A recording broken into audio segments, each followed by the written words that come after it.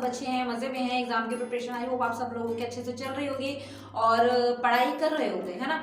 तो अभी आज की वीडियो जो बहुत इंटरेस्टिंग होने वाली है, थंबनेल से आप लोगों को पता लगी गया होगा कि आज मैं कुछ चीज़ें आप लोगों को बताने वाली हूँ कि जो बोर्ड एग्जाम में आपको बहुत ज़्यादा हेल्प करेगी। ओके, फर्स्ट चीज़ जो होती है दैट इज़ कि आप लोगों को पढ़ाई करनी है, जो कि सबसे ज़्यादा इंपॉर्टेंट है, which is most important thing if you are doing exam preparation, board exam preparation, at the final exam preparation. क्योंकि पढ़ाई तो करनी ही होती है, वो तो बेस होता ही है। जैसे कई बच्चे ये सोच लेते हैं कि पढ़े लिखेंगे नहीं हम लोग, पेपर आएगा उस दिन पढ़ लेंगे, फिर उसके बाद इधर उधर से पूछ लेंगे। नहीं तो यारी दोस्ती इतनी ज़्यादा तगड़ी होती है कि मतलब अंधविश्वास करके हम दोस्तों पे जाते हैं, यार तो बता देगा ना, और क्या होता है वहाँ जाकर उसकी सीट कहीं और हो जाती है, इसकी सीट कहीं और हो जाती है। बहुत बार होता है ऐसा, है ना। तो आप लोगों के साथ भी हुआ होगा, मुझे कमेंट में शेयर करा करो अपनी ये जो चीज़ें होती हैं उल्टी सीधी जो करते हो आप लोग। तो ऐसी चीज़ें हम लोगों को प्लान ही नहीं करनी है, हमें प्रिपरेशन इस तरीके से रखनी है कि कुछ भी हो जाए, पेपर अगर आता है और वो चीज़ हमें आती हो, हम एटलीस्ट इतना कर पाए कि हमें पासिंग मार्क्स मिल जाए। ओके, तो वो चीज़ें उतना तो हमें पढ़ना ही पढ़ना है। अब इसके अलावा में कुछ चीज़ें ऐसी होती हैं जो बहुत ज़्यादा ही इम्पॉर्टेंट होती हैं, जो एग्ज़ाम के पॉइंट ऑफ व्यू से बहुत ज़्यादा इंपॉर्टेंट होती हैं। आप लोग अगर उन चीज़ों का एग्ज़ाम में ध्यान रख लेते हैं तो वो बहुत ज़्यादा आपको हेल्प करती है। Other you are in 10th standard और 12th स्टैंडर्ड, आप लोग एग्जामिनर के अगर माइंड से खेलना सीख जाते हैं कि एग्जामिनर का माइंडसेट कैसा है, उसको कौन से पेपर करने चेकिंग करने में ईजी आसानी रहती है, कौन से पेपर चेक करने में वो बहुत ज़्यादा जिसको बोलते हैं कि इरिटेट हो जाता है, और कब वो मार्क्स काटता है, कब वो अच्छे मार्क्स देता है। तो कुछ चीज़ों के बारे में अगर आपको पता होना तो वो आपको काफ़ी हेल्प करता है इन योर बोर्ड एग्जाम। और जब आप फाइनल एग्जाम लिख रहे होते हैं, ये ज़रूरी नहीं है जो आपके स्कूल टीचर्स होते हैं वो भी इन चीज़ों से इंप्रेस होते हैं, प्लस जो बोर्ड एग्जाम टीचर्स होते हैं जो चेकिंग कर रहे होते हैं वो तो होते ही हैं। तो कौन सी चीज़ें आप लोगों को ध्यान रखनी है? सबसे फर्स्ट चीज़ जो आ जाती है दैट इज़ कि आप लोगों को ध्यान रखना है, जो कि मैं हमेशा बोलती हूँ, कि आप लोगों की हैंडराइटिंग अच्छी हो, कटिंग बिल्कुल ना हो, ठीक है, जो कि आप लोग हमेशा से ये चीज़ सुनते आ ही रहे हो, क्योंकि हैंडराइटिंग बहुत ज़्यादा इफेक्ट करती है, और खिचड़ी अगर पकी हुई है तो वो बहुत ज़्यादा टीचर जो है दिखता है। सबसे पहले एग्जामिनर क्या देखता है, जब आपकी कॉपी, जब आपकी शीट जाती है, क्योंकि उनके पास में भर भर की शीट्स होती हैं। ऐसा तो नहीं है कि सिर्फ आपकी क्लास की शीट उनके पास चेकिंग के लिए गई है, नो, उनके पास बहुत सारे स्टूडेंट्स की शीट्स आती हैं और ड्यूटीज़ जो है वो 1-2 महीने तक चलती हैं, रोज़ उनको चेकिंग करनी पड़ती है। तो ऐसा नहीं है एक दिन में वो सिर्फ 10 बच्चों की कॉपी शीट्स चेक करते हैं, उनके पास काफ़ी वक्त और काफ़ी शीट्स होती हैं, तो मतलब कि उनको टाइमिंग कम मिलती है अकॉर्डिंग टू देयर शीट्स। तो उनके पास शीट्स बहुत होती हैं, तो उनको जल्दी जल्दी चेकिंग करनी होती हैं। तो वो पूरी शीट्स अगर आपकी पढ़ने बैठेंगे तो वो तो बहुत ज़्यादा हो जाएगा।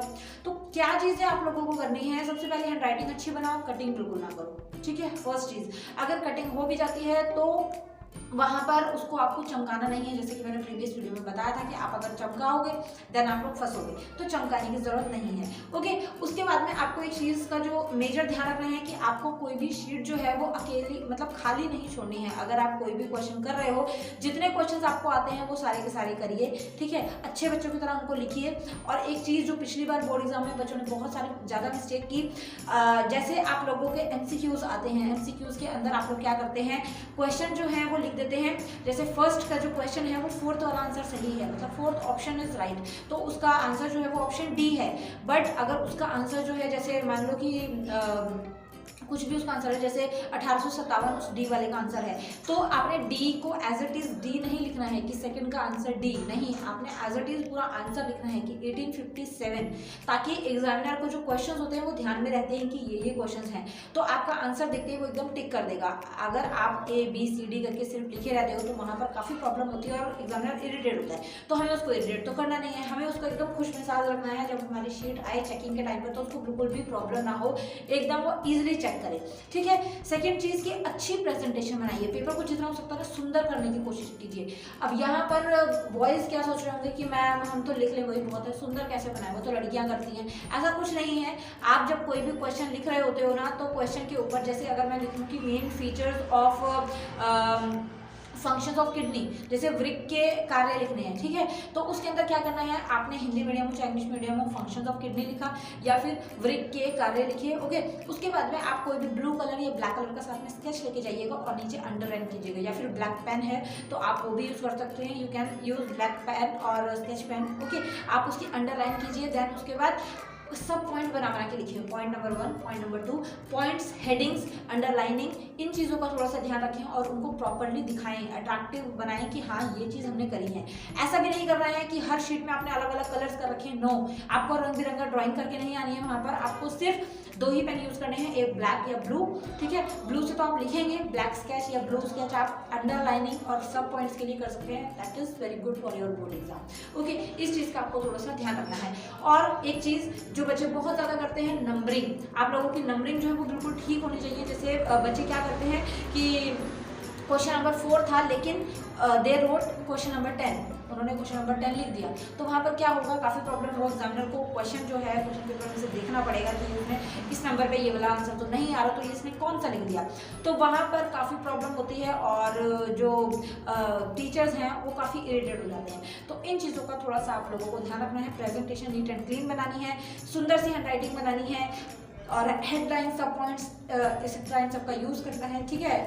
नंबरिंग वाइज ही क्वेश्चंस करने हैं। शुरू में 2 पेजेस आपको साफ सुथरे लिखने हैं, जो कि मैंने पहले भी बता दिया है।